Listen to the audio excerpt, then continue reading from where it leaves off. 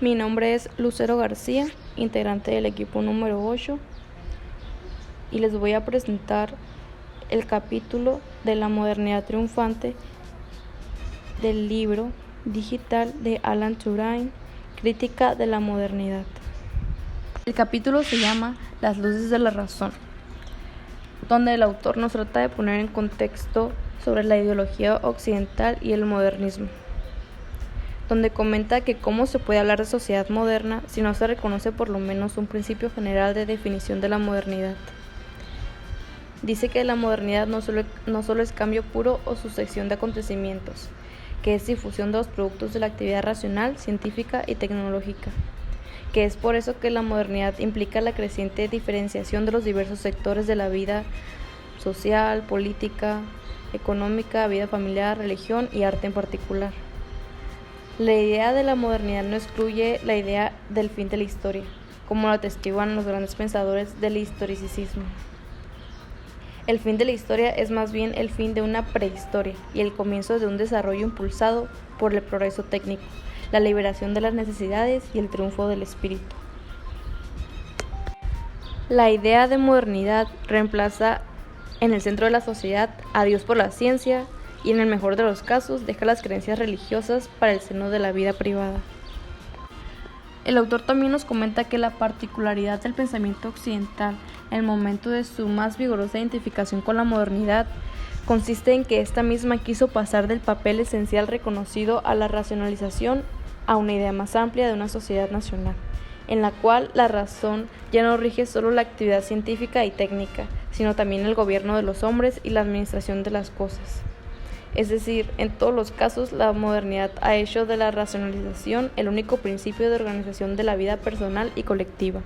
El siguiente tema de luces de la razón se llama tabula rasa, y buscando en internet el significado, este hace referencia a la idea de que todo lo que conocemos proviene de la experiencia, donde el autor nos comenta que la concepción occidental más vigorosa de la modernidad, la cual tuvo los efectos más profundos, afirmaba que la racionalización imponía la destrucción de los vínculos sociales, de los sentimientos, las costumbres y de las creencias llamadas tradiciones, y que la gente de la modernización no era una categoría a una clase social particular, sino que era la razón misma y la necesidad histórica que preparaba su triunfo. La ideología occidental de la modernidad, que se puede llamar modernismo, reemplazó la idea de sujeto y la idea de Dios a la que aquellas hallaba unida. Lo que es válido para la sociedad lo es también para el individuo. La educación del individuo debe ser una disciplina que lo libere de la visión estrecha y racional que le imponen sus propias pasiones y es su familia, y lo abra al conocimiento racional y a la participación en una sociedad que organiza a la razón.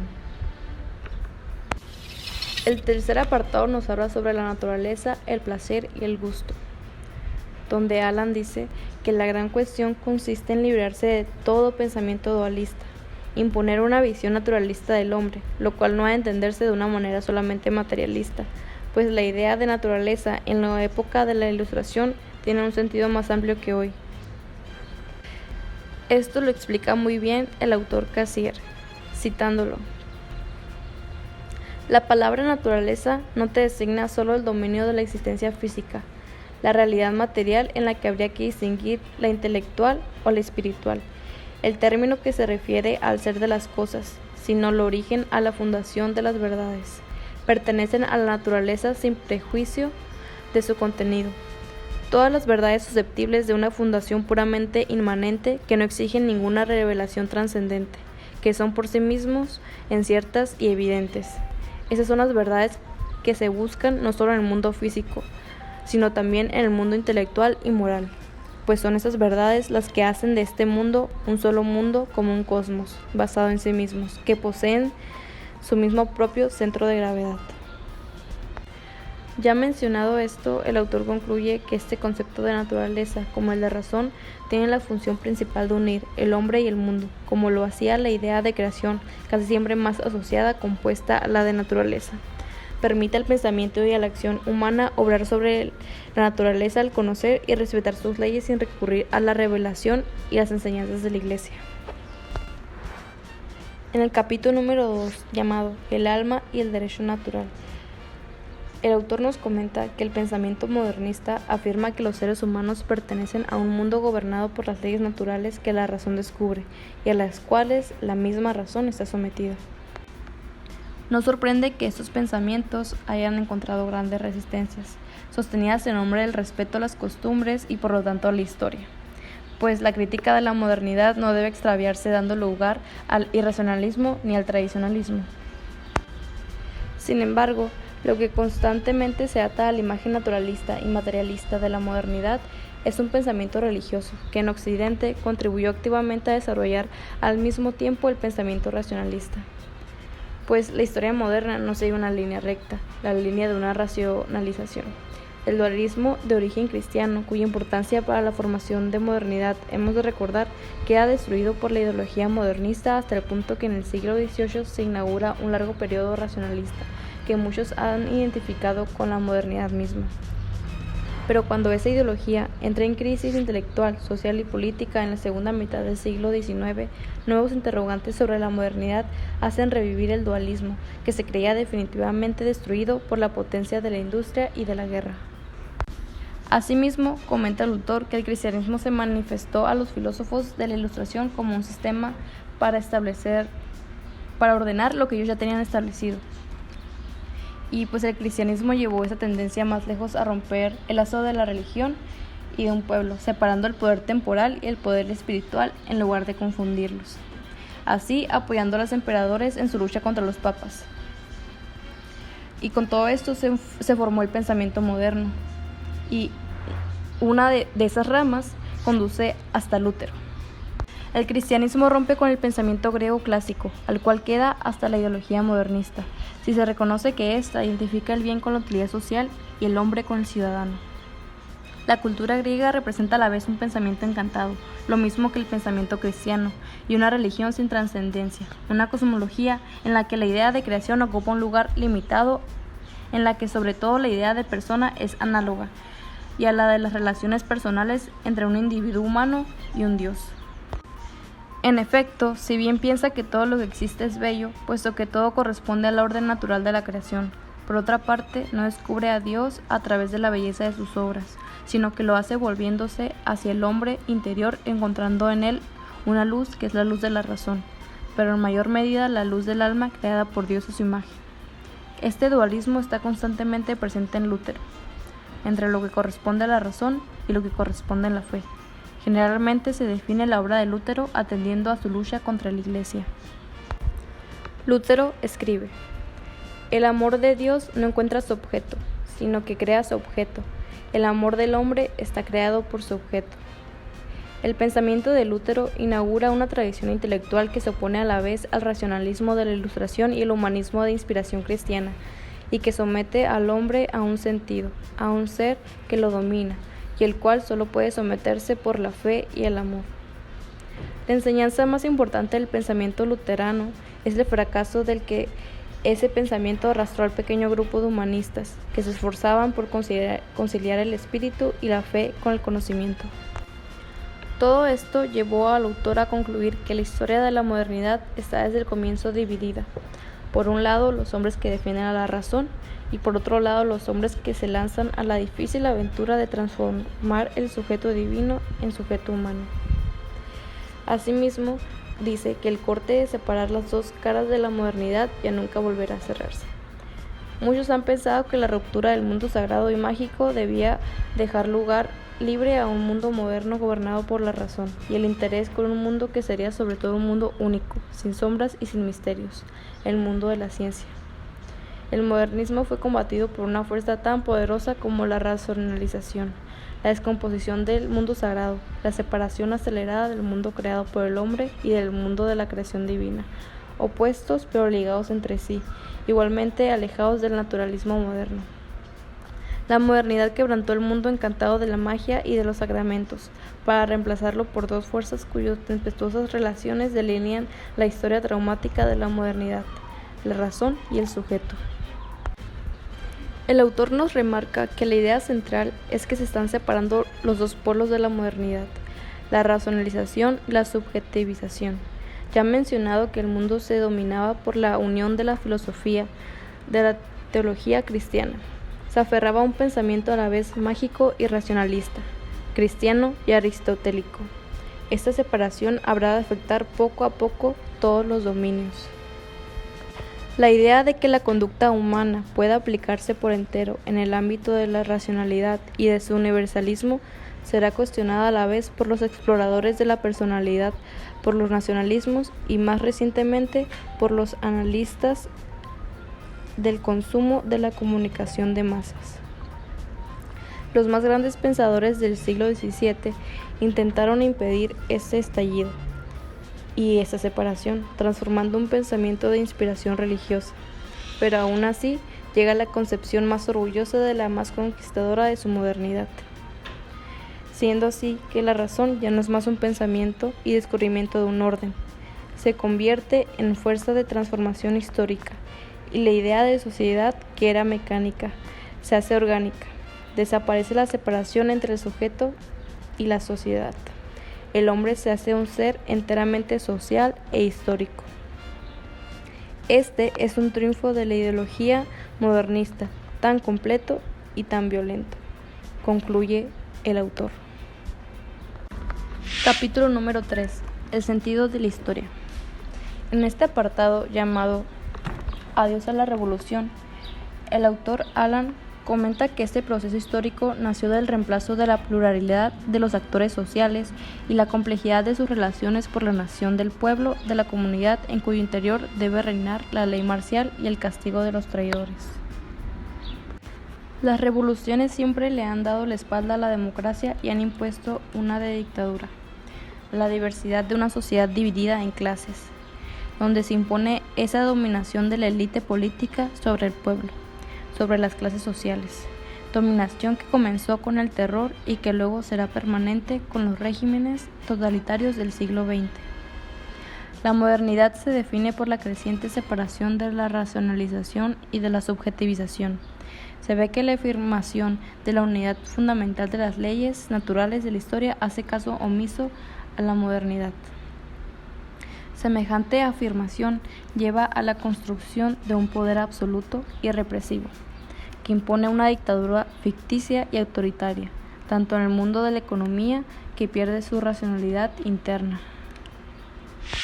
Así concluye el autor que la era de las revoluciones ha conducido el terror a la represión del pueblo, el nombre del pueblo y a la condena de muerte a los revolucionarios en nombre de la revolución. Ese periodo condujo al fracaso económico y a la desaparición de la sociedad devorada por el Estado, porque afirmaba la unidad de la modernidad y de la movilización social. El triunfo del progreso termina en esta naturalización de la sociedad en nombre de quienes oponen a la modernidad y a su revolución, que son considerados los obstáculos, elementos antisociales que deben ser suprimidos por los buenos jardineros, encargados de extirpar las malas hierbas. De esta manera se llegó a la autodestrucción completa de la modernidad. Esta gran síntesis histórica, que fue un sueño peligroso, demostrando que la revolución ha sido siempre lo contrario de la democracia. La modernidad no es el triunfo, sino su separación y su reemplazo por la gestión de las relaciones difíciles, pero necesarias entre la racionalización y la libertad individual y colectiva. El modernismo, según hemos dicho, dio primero prioridad a la destrucción del pasado, a la liberación y a la apertura. Luego, las filosofías de la historia y del progreso que dieron un contenido positivo a la modernidad.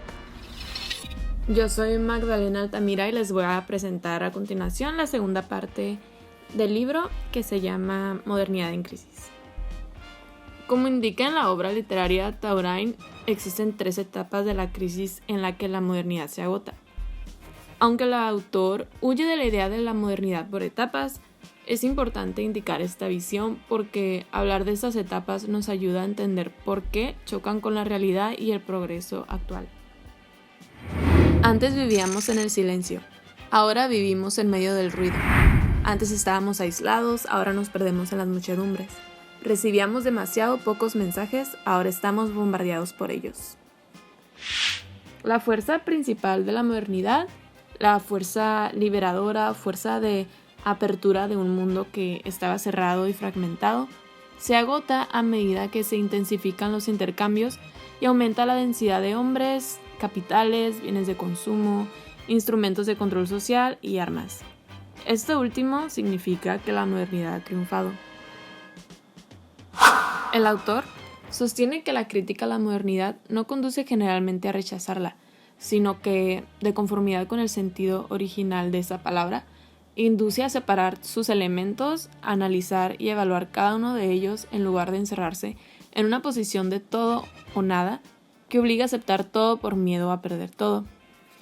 El agotamiento de la modernidad se transforma pronto en un sentimiento angustioso por la falta de sentido de una acción que ya no acepta como criterios sino los de la racionalidad instrumental. Término que veremos adelante. Estas dos etapas de la crisis de la modernidad, es decir, el agotamiento del movimiento inicial de liberación y la pérdida de sentido de una cultura que se sentía encerrada dentro de la técnica y de la acción instrumental, determinaron una tercera etapa más radical, puesto que ponían en tela de juicio no solo las carencias de la modernidad, sino también sus mismos objetivos positivos. La desaparición de los fundamentos metasociales de la moral implicó el triunfo de la moral social, del utilitarismo y del funcionalismo. Ser buenos ciudadanos, buenos trabajadores, buenos padres o buenos hijos. En una sociedad a la que cada uno debe servir, se debe descartar la idea misma de sociedad entendida como un conjunto y hacer hincapié en la oposición entre la idea de sociedad y la realidad de la vida social, realidad abierta, cambiante, plural. La idea de la modernidad conduce más a la eliminación de estas ideas que a su reemplazo. Lo que hay que describir es esta descomposición, teniendo como campo de acción social y cultural al conjunto de fragmentos descompuestos de la modernidad. La descomposición de la modernidad de la que se habla comprende de 4 fragmentos: la sexualidad, el consumo comercial, la empresa como organización central de los conflictos sociales y la nación son las principales fuerzas que dominaron la escena social y cultural durante el siglo XIX. Pero, ¿cómo es que se relacionan estas fuerzas las unas con las otras? Pues es algo complejo. La realidad social y cultural invade por todos lados el espacio de la modernidad, y no vemos aparecer ningún principio capaz de reunificar las diversas fuerzas que acaban de ocupar este mundo fragmentado de la modernidad. En segundo lugar, es fácil de percibir cómo se separan el orden personal y el orden colectivo. Por un lado está la sexualidad y el consumo, por el otro, la empresa y la nación. El campo cultural y social en el que se vive desde fines del siglo XIX no tiene unidad. No constituye una nueva etapa de la modernidad, sino que representa su descomposición. Es así por lo cual este cuadro debe de completarse buscando así un factor común, algo que los unifique. El modelo de la modernidad, al descomponerse en sexualidad, consumo, empresa y nación, reduce la racionalidad a un residuo, la racionalidad instrumental. Esta racionalidad instrumental es considerada como la búsqueda de los medios más eficaces para alcanzar objetivos que escapan ellos mismos a los criterios de la racionalidad, puesto que proceden de valores sociales o culturales cuya elección se hace a veces según criterios alejados de toda referencia a la racionalidad. Esta referencia a la racionalidad instrumental, por más débil que sea, tiene la importante función de impedir que cada uno de los añicos de la modernidad fragmentada corte sus lazos de interdependencia con los demás. Es así el factor común que tienen estas fuerzas de las que hablábamos anteriormente. Para poder comprender esta relación y asimismo comprender el cuadro, se debe leer de 2 maneras complementarias. Este cuadro describe la fragmentación de la modernidad y por consiguiente proporciona la lista de las fuerzas que tienden a ser antimodernas, y con tanta fuerza todos los pensamientos críticos llevan consigo la guerra. Pero cada uno de estos elementos lleva también en sí una reivindicación de la modernidad. La independencia de la nación es la condición del desarrollo económico. La sexualidad pone en tela de juicio normas que apuntan a la integración social y a la reproducción cultural. El consumo impulsa la producción de las grandes empresas y permite satisfacer demandas cada vez más diversas. Esta función implica en cada caso una alianza con la racionalidad instrumental, en tanto que los ataques contra la técnica se relacionan con la orientación antimoderna e integrista de cada uno de los fragmentos de la modernidad descompuesta. Esta afirmación define un límite que en ningún caso puede ser ignorado. Si la racionalización ya no puede ser el principio integrador de la cultura, no es posible ninguna reunificación de la cultura contra el pensamiento y la acción racionales. Yo soy Fernando Barraza y les voy a presentar el capítulo 3, nombrado Nacimiento del sujeto. El concepto de sujeto que describe el autor complementa la imagen del individuo como actor social, definido por sus pertenencias e identidades. Esta última está inscrita en la ciencia social, pero cuando se utiliza sola como única representación del individuo, dificulta la comprensión de muchos fenómenos, pues no permite aprender, hipotetizar y desarrollar herramientas de análisis de la libertad que los individuos adquieren al tomar conciencia de ellos mismos como entidades sociales. Este hecho es central para la comprensión de muchos de los procesos de cambios históricos que se están produciendo y que irrumpen ante la sociología contemporánea, sin herramientas teóricas potentes que permitan desarrollar hipótesis y explicaciones. Por ello, el individuo es explicado por el autor como una realidad de dos caras, un doble ser. Es ahí cuando nos topamos con tres conceptos clave que el autor nos plantea: el individuo, el sujeto y el autor. Estos términos deben definirse en relación los unos con los otros. El individuo como actor social es una figura que está muy determinada por la posición estructural que ocupa y por la cultura en la que se socializa. Su capacidad de subjetación se asume, y es fácil de entender que el sentido de su acción es importante para comprender cómo actúa, pero difícilmente se explica cómo surge ese sentido. Existen demasiadas incógnitas que las encuestas y los estudios cualitativos revelan, para lo que no hay explicación. El proceso que va desde la experiencia social estructurada de un sistema social hasta la acción que se desarrolla motiva por aquella para su transformación. Es difícilmente comprensible con las categorías de las teorías de acción. Sabemos que hay algo más. Es algo más. Rechazamos que puede ser externo al mismo individuo, pero se escapa la imagen de un actor social. El sujeto como movimiento social. El sujeto no significa reflexión sobre el sí mismo ni sobre la experiencia vivida. Por lo contrario, se opone a lo que se ha intentado llamar papeles sociales, que en realidad es la constitución de la vida social y personal por la obra de los centros de poder que crean consumidores, electores y un público, al menos en la medida en que ofrecen respuestas o demandas sociales o culturales. El individuo, si no está constituido como sujeto, lo está como sí mismo por esos centros de poder que definen y sancionan sus papeles. Estos no son neutros ni técnicos, no están constituidos por la división técnica del trabajo ni por la diferenciación funcional de las diversas instituciones. El individuo únicamente llega a ser sujeto al separarse del sí mismo, oponiéndose a la lógica de dominación social en nombre de una lógica de la verdad, lógica de la libre producción de uno mismo. Se trata de rechazar una imagen artificial de la vida social, vista como una máquina u organismo. Es una crítica desarrollada no en nombre de principios trascendentes.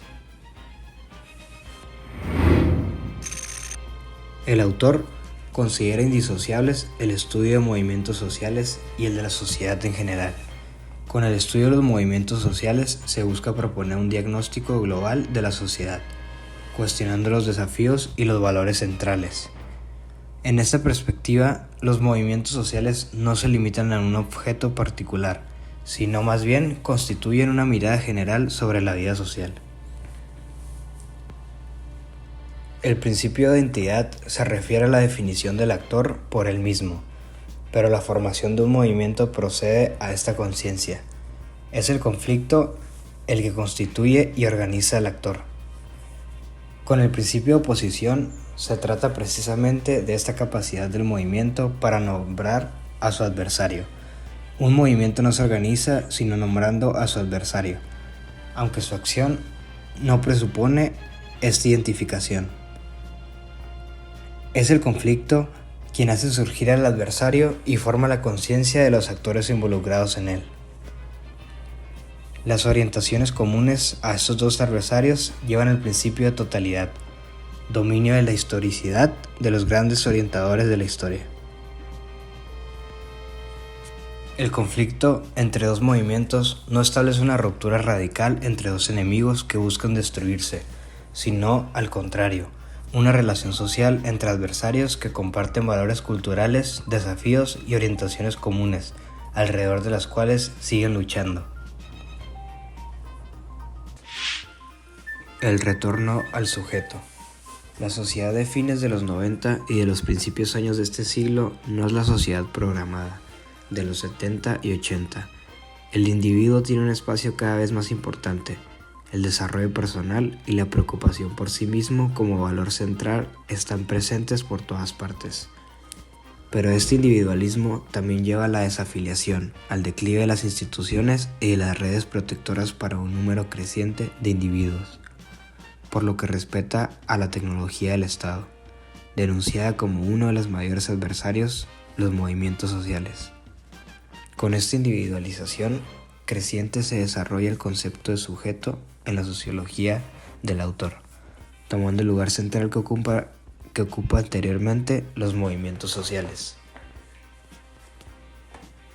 Para nada significa esto la desaparición de lo económico, como lo político no habría desaparecido en la revolución industrial, pero es en el nivel cultural donde se juegan ahora los desafíos mayores, y es en términos culturales que se concibe fundamentalmente al mundo actual: religión, sexualidad, choque de civilizaciones, comunicaciones interculturales, desarrollo personal, identidades, movimientos culturales y comunitarios, y por último los derechos culturales.